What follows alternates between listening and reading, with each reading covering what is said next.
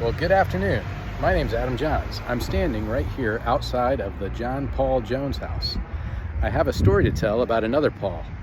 Come on inside the John Paul Jones house and I'll tell you more about it. All right, so here we are inside the John Paul Jones house, and another Paul, they actually called him Saul, lived about 2,000 years ago. And there's a whole lot to tell about him that I would like to share in this special news report. Although not much is known about his childhood, unlike John Paul Jones, who had his 13th birthday here in this house about 300 years ago, Paul of Tarsus, or Saul of Tarsus, 2,000 years ago, studied and became a Pharisee, and he burst onto the scene during the persecution of the early, what were called Christians. He actually was the witness or the supervisor for the stoning, the capital punishment of a man named Stephen. They were the ones that followed the way of this Jesus Christ, or Yeshua HaMashiach, as they called him, Messiah, the promised Savior, or literally the man of salvation, and saw whose name was turned to Paul after an encounter on the road to Damascus. All the way to persecute the church, those who followed, encountered this Jesus in a blinding light. The men who were with him heard what was like thunder, and the voice asked Saul at the time, why are you persecuting me? And so Paul responded with the question, who are you, Lord? And the voice responded, I am Jesus, the one who you are persecuting. So Paul was given instructions to meet a man named Ananias who would touch his eyes, pray for him, and he would receive his sight.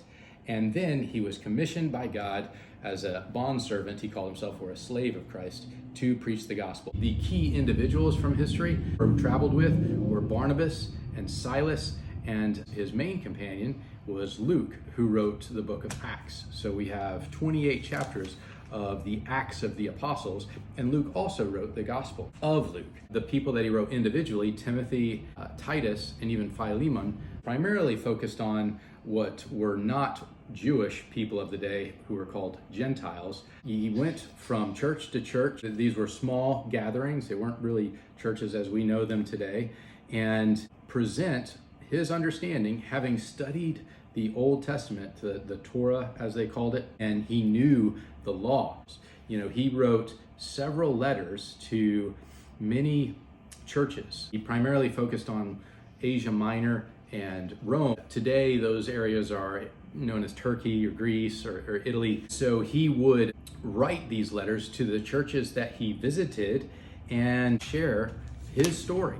He laid out his credentials, and then he said that he considered it all garbage. So he said he had all of this reason to have confidence in all that he had done because he was circumcised on the 8th day, of the people of Israel, the tribe of Benjamin, Hebrew of the Hebrews, and to the law he was a Pharisee. So this was the man Paul, really transformed the church, the early church, by writing these letters, and ultimately was imprisoned in Rome under Nero, eventually executed by beheading for the stand that he took against the government of the day. Just in summary, this was a remarkable man. He claimed to be a slave of Christ. He presented the good news about God. To the skeptical, one can only respond, come and see.